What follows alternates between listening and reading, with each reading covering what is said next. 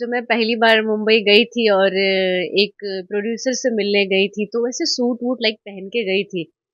तो उन्होंने मुझे देख के बोला कि आप ये क्यों पहन के आई हैं आप? उम्र का सवाल है, इस सवालवा आपसे पूछ लेते हैं चूंकि आप काफी संघर्ष करके आगे बढ़ी हैं।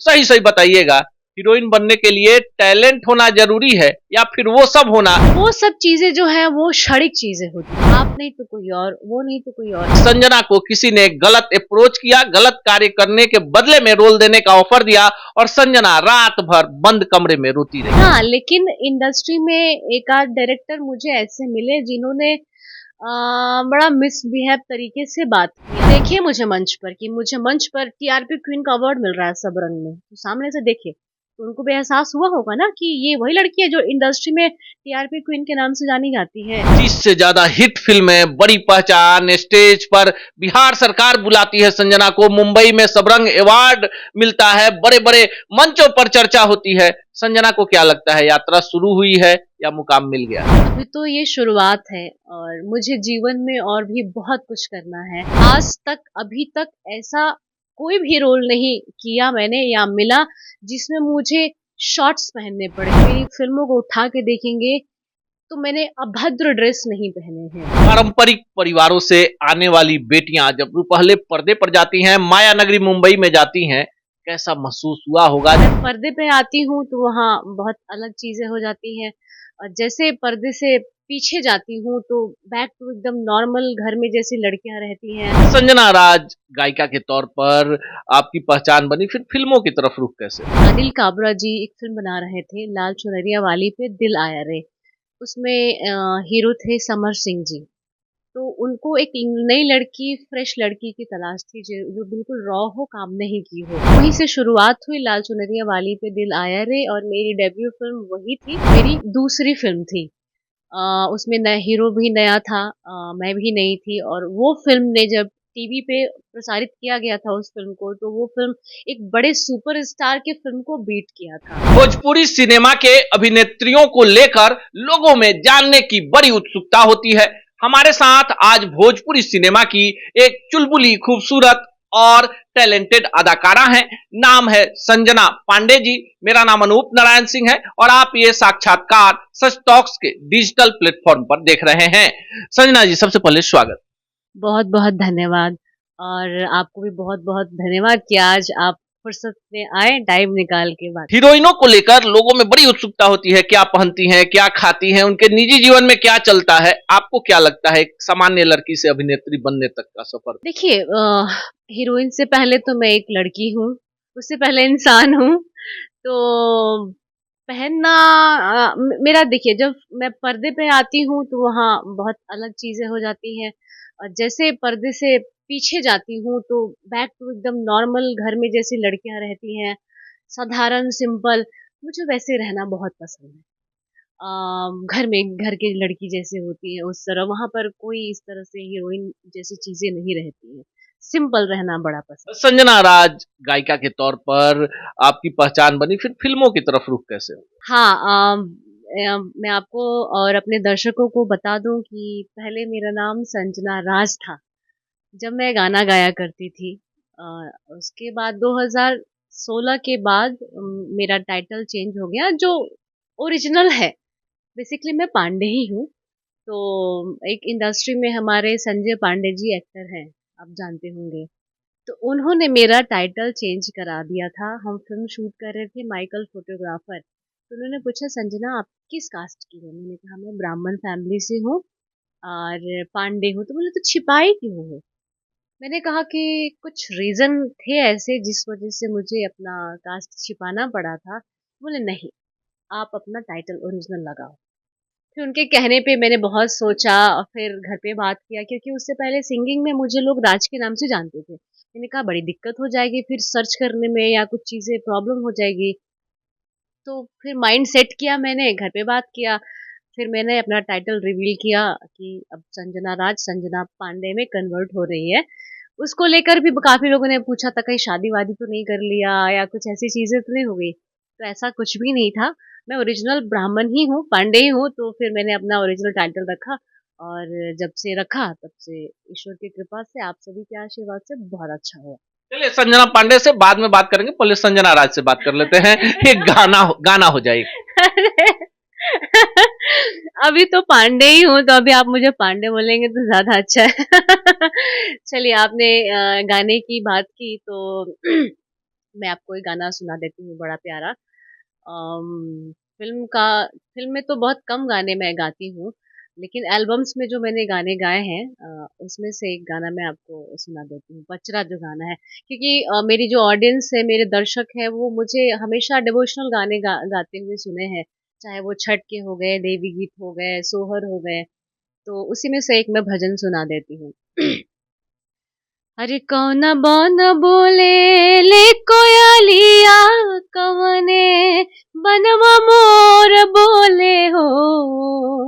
अरे कौन बन बोले ले कोयलिया, कवने बनवा मोर बोले हो। ये सखी हो कौना बनवा बोले, सहरे सवात डोली चढ़ के माई आई है हो।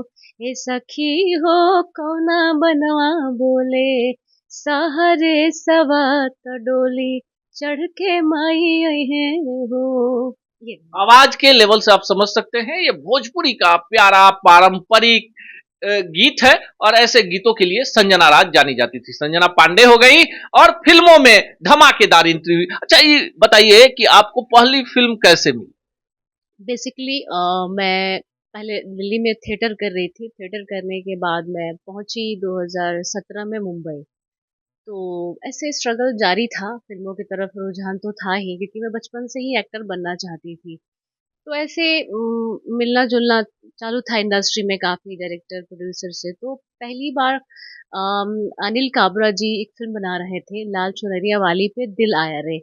उसमें हीरो थे समर सिंह जी। तो उनको एक नई लड़की, फ्रेश लड़की की तलाश थी, जो बिल्कुल रॉ हो, काम नहीं की हो।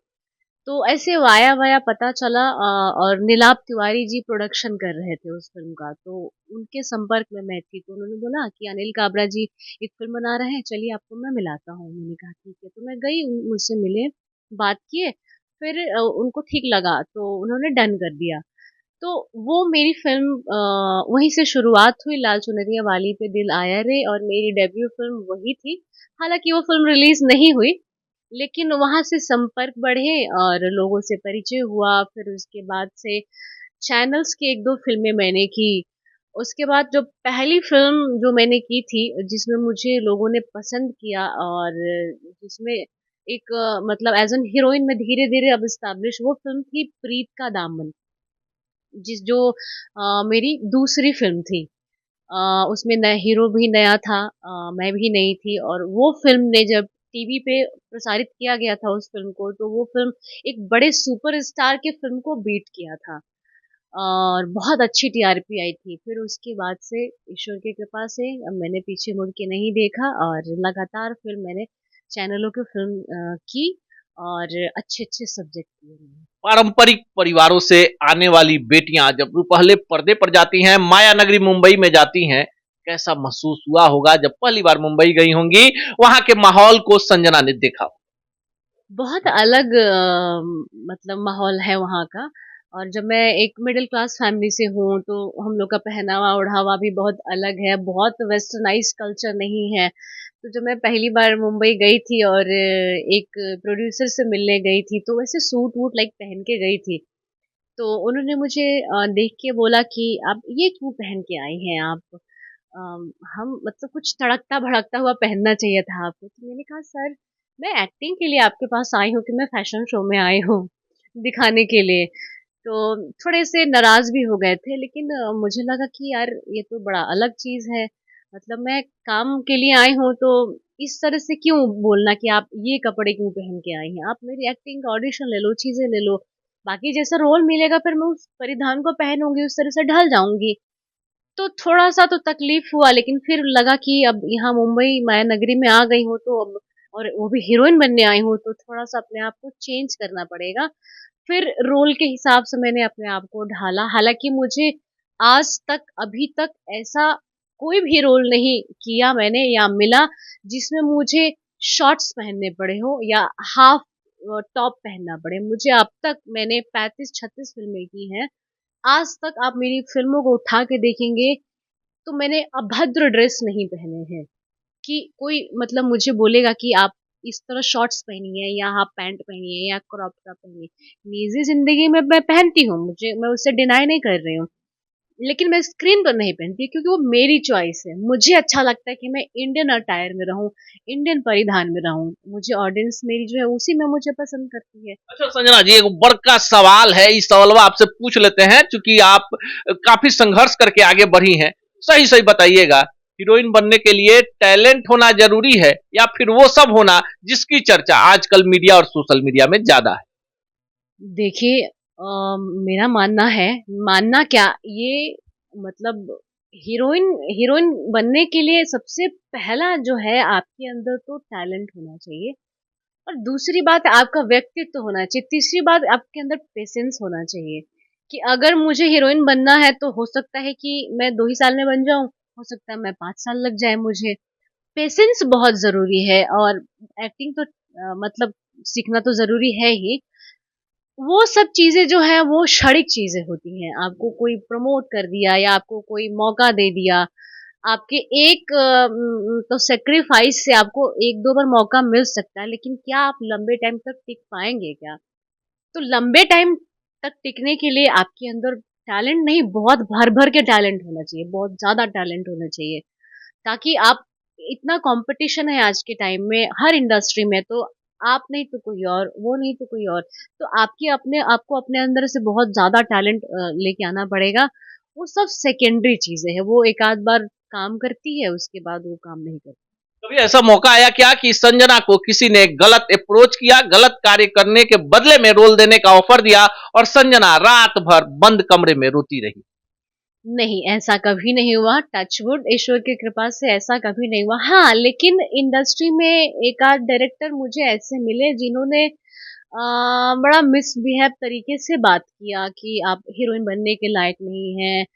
तो मैंने जब जानने की कोशिश की कि ये आदमी ऐसा क्यों बात कर रहा है कि हीरोइन बनने के लायक नहीं है, तो पता ये चला कि पहले ये इस तरह से आपकी मानसिक संतुलन को बिगाड़ते हैं और अगर आप इनकी बात मान गए तो फिर आपके बारे में तारीफ करेंगे और फिर आपसे बेहतर कोई हीरोइन ही नहीं लगेगी उनको। इंडस्ट्री का एक बड़ा नाम है, बड़ा डायरेक्टर मैं इंटरव्यू के बाद आपको बताऊँगी कौन वो महानुभव थे जिन्होंने मुझे बोला था आप हीरोइन बनने के लायक नहीं है। मैंने कहा ठीक है, तो मुझे बड़ी ठेस पहुँची थी। मैंने उसी दिन ठान लिया था कि संजना तुमको प्रूव करना है कि तुम हीरोइन हो और तुम अच्छा काम कर सकती हो। बस कूल एंड काम पेशेंस के साथ अपना काम करो, मेहनत करो और इन सब चीज़ों में मत पड़ो, ये सब शॉर्ट टर्म चीज़ें हैं। तो बस यही था और मैंने भी ठान लिया, मैं उनकी बातों में नहीं आई, मैंने कहा ठीक है, मैं अच्छी हीरोइन नहीं हूँ, आपकी नज़र में हीरोइन बनने के लायक नहीं हूँ, लेकिन मैं प्रूव करूँगी एक दिन। अब अभी रिसेंटली मुझे वो अवार्ड में मिले थे, सबरंग फ़िल्म अवार्ड में, तो वो देखे मुझे मंच पर कि मुझे मंच पर टीआरपी क्वीन का अवार्ड मिल रहा है सबरंग में, तो सामने से देखे। तो उनको भी एहसास हुआ होगा ना कि ये वही लड़की है जो इंडस्ट्री में टीआरपी क्वीन के नाम से जानी जाती है और इसको आज अवार्ड भी मिल रहा है। इसका मतलब कुछ तो सोच रहे होंगे ना, हमने इसको रिजेक्ट किया था। तो ऐसा मतलब कास्टिंग काउच के शिकार नहीं हुई है, लेकिन कुछ ऐसे लोग मिले जो जिनके मन मुताबिक मैंने काम नहीं किया, तो वो बहुत भटकाने की कोशिश किए या बहुत मनगढ़ंत कहानियाँ बनाने की कोशिश की। अच्छा संजना जी, एकदम ईमानदारी से बताइएगा, हीरोइन बनने के लिए खूबसूरत होना जरूरी है या पढ़ा लिखा होना, पेशेंस वाला होना, एक्टिंग आना, डांस आना ज्यादा जरूरी है या फिर गॉड फादर का होना जरूरी है? देखिए, पहली बात तो टैलेंट होना, दूसरी बात खूबसूरत भी होना चाहिए। एक हीरोइन है तो खूबसूरत भी होना चाहिए। तीसरी बात पढ़ा लिखा हो तो सोने पे सुहागा। चौथी बात अगर गॉडफ़ादर हो गए तो आपको बहुत ज़्यादा स्ट्रगल नहीं करना पड़ेगा। गॉडफ़ादर मतलब क्या? आपको एक रास्ता दिखाने वाला, एक कोई मिल गया तो आप बढ़ सकते हैं आगे। इस पूरे ब्रह्मांड में, दुनिया में कोई भी आगे बढ़ा है तो किसी ना किसी का उस पर हाथ रहा है। और वो ज़रूरी नहीं कि किसी एक का हाथ रहा हो, कई लोगों का हाथ रहता है। तो उसी को हम गॉडफ़ादर बोलेंगे। यहाँ मुझे तो नहीं लगता एक कलाकार को आगे बढ़ने में किसी एक का हाथ होता है, बहुत सारे लोगों का हाथ होता है, तब एक कलाकार बनता है। 35 फिल्में, 30 से ज्यादा हिट फिल्में, बड़ी पहचान, स्टेज पर बिहार सरकार बुलाती है संजना को, मुंबई में सबरंग अवार्ड मिलता है, बड़े बड़े मंचों पर चर्चा होती है। संजना को क्या लगता है, यात्रा शुरू हुई है या मुकाम मिल गया?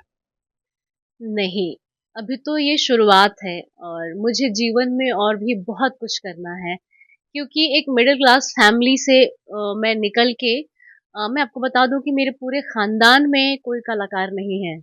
इकलौती मैं कलाकार हूँ, मैं अपनी पूरी फैमिली की, पूरे खानदान की।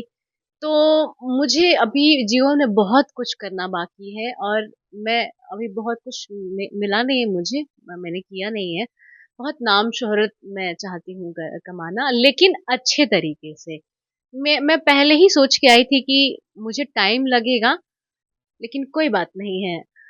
ये रास्ता मैंने चूज किया है, मुझे जाना है, मुझे हीरोइन बनना है। तो टेक योर टाइम, आराम से स्मूथ चलो, बहुत ज़्यादा हेडेक पाल के नहीं चलना है आपको और काम करते जाओ, अपना दी बेस्ट करो, ईश्वर पे विश्वास करो, बड़ों का आशीर्वाद लो, बस करते जाओ। ज़रूर अगर आप दिल के अच्छे होंगे, मेहनत कर रहे होंगे तो ईश्वर आपका साथ ज़रूर देता है। तो अभी बहुत कुछ करना बाकी है मुझे। संजना जी, आपको क्या लगता है आजकल सोशल मीडिया पर एक आध रील बनाकर वायरल होने वाली लड़कियों को बड़ी बड़ी फिल्मों में काम मिल जाता है और टैलेंटेड लड़कियों को दरकिनार कर दिया जाता है? आपको लगता है भोजपुरी इंडस्ट्री भी लॉबी की शिकार हो गई?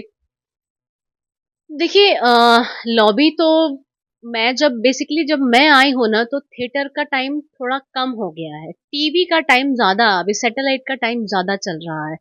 तो मैं जब आई हूँ तो ऑलमोस्ट लॉबी खत्म होने के कगार पे मैं आई।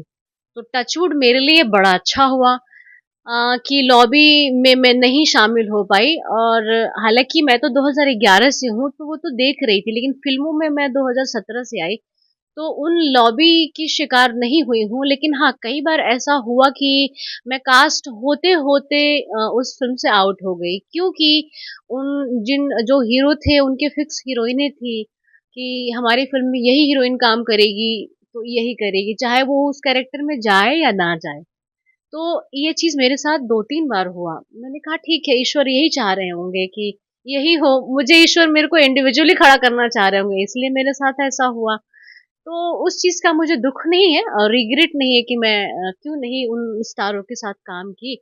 इतना मैं खुश हूँ, इतना ज़रूर है कि जो भी काम किया बहुत सुकून से, बहुत शांति से, शिद्दत से किया, तो कोई रिग्रेट नहीं है और लॉबी का शिकार मैं ज़्यादातर नहीं हुई। पटना आई हैं, बैक टू बैक 2 फिल्मों की शूटिंग हुई है, उन फिल्मों के बारे में थोड़ा-सा? जी पटना 35-36 फ़िल्म करने के बाद पटना में हम पहली बार शूट कर रहे हैं और इस घड़ी का, इस पल का मुझे बेसब्री से इंतज़ार था कि अपनी भोजपुरी की फ़िल्म है, अपनी भाषा की फ़िल्म है, फिर पटना में क्यों नहीं? तो मुझे पता चला कि हम पटना में शूट कर रहे हैं और मैं 1 नहीं 2 फ़िल्म कर रही हूँ, तो बड़ी खुशी हुई। अभी मेरी फ़िल्म कंप्लीट हुई नारी, उसके बाद घर का बँटवारा। नारी बड़ी अच्छी फ़िल्म बनी है, बहुत अच्छा अलग सब्जेक्ट है। अभी सास-बहू का दौर चल रहा है सैटेलाइट की वज़ह से, उसमें नारी एक थोड़ी डिफरेंट है और घर का बँटवारा काइंड ऑफ सास-बहू टाइप है। तो हमने शूट कंप्लीट किया और मैं तो डर रही थी क्योंकि मैं बिहार से हूँ, फिर भी मुझे डर था कि कहीं यहाँ पे भगदड़ ना हो जाए या लोग सपोर्ट ना करें, लेकिन ऐसा कुछ भी नहीं हुआ। बहुत अच्छा से यहाँ पर सब चीज़ें मैनेज हुई और लोकल लोगों ने बहुत सपोर्ट किया और हमने बहुत अच्छे से फ़िल्म कंप्लीट की। चलते-चलते आखिरी सवाल, संजना पांडे जी, नई लड़कियां जो इंडस्ट्री में आना चाहती हैं, जो ग्लैमर देख रही हैं, जो रील बनाकर चाहती हैं कि बड़े स्टार उनको काम कर दें, उनके लिए क्या सुझाव होगा? नई लड़कियाँ जो आ रही हैं सबसे पहले तो वही मैंने कहा कि पेशेंस बहुत ज़रूरी है और सीखना पढ़ना भी बहुत ज़रूरी है। एक कलाकार अगर हीरो हो या हीरोइन हो, अगर उसमें टैलेंट है तो थोड़ा वक़्त भी लगता है तो भी आप धैर्य रखिए, लेकिन मेहनत करिए और हम सभी के साथ लाइफ़ में बहुत सारी ऐसी चीज़ें होती हैं जिससे हमको लगता है कि हम हताश हो गए या हम आगे नहीं बढ़ पाएँगे, लेकिन उससे अपना धैर्य मत खोइए और काम करते रहिए और बस ईश्वर पे भरोसा रखिए, माँ-बाप का आशीर्वाद लीजिए, ज़रूर आपके जीवन में अच्छा होगा। चलते-चलते 2 लाइन, आपके कई सारे सोहर के गीत जो हैं, वो काफ़ी हिट हैं बिहार में, पूरे भोजपुरी इंडस्ट्री में, पूरे भोजपुरिया इलाके में, तो चाहेंगे 2 लाइन किसी भी अपने हिट सोहर का 2 लाइन? सोहर ओके। मैंने बहुत पहले गाया था, बेटी पर सोहर गाया था। वो मैं आपको सुना देती हूँ। अरे सृष्टि के ता बेटी ही आधार, हर आंगन के सिंगार, ये लक्ष्मी के अवतार हाई हो, ये लक्ष्मी के अवतार हाई हो। ये गाना था, मैंने सोहर का गाया था और दर्शकों ने काफी पसंद किया था और कैसेट के टाइम बहुत कैसेट बिक। ये हैं संजना पांडे जी और इन्होंने साफ किया है कि भोजपुरी इंडस्ट्री में फिलहाल अगर आपके अंदर टैलेंट है तो कोई भी आपका रास्ता नहीं रोक सकता है, लेकिन पेशेंस होना चाहिए, खुद पर भरोसा होना चाहिए, सुनी सुनाई बातों से दूर रहें, खुद पर भरोसा रखें, अपने टैलेंट पर भरोसा रखें तो आप भी संजना पांडे जैसा बिना किसी गॉड फादर के भोजपुरी इंडस्ट्री में खुद को स्थापित कर सकते हैं। आपको साक्षात्कार कैसा लगा? क्या कोई सवाल आप संजना पांडे से पूछना चाहते हैं तो कमेंट बॉक्स में जरूर बताएंगे।